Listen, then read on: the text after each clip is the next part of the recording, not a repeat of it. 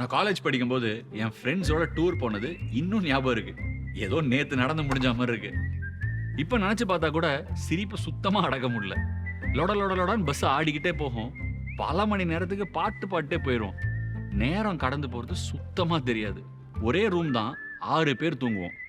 ஒருத்தர் சோஃபால, ஒருத்தர் தரையில, ஒருத்தர் பெட்ல. ரூம்ல கீசர் இருக்கும்.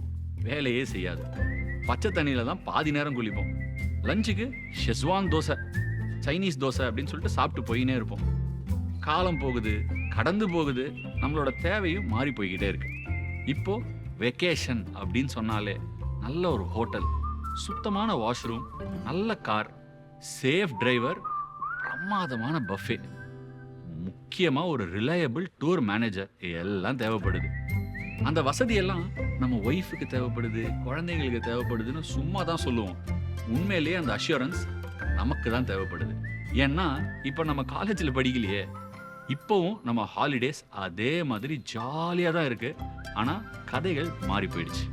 நம்ம இந்தியா டூர் தாமஸ் குக் செய்யும் அஷூர்.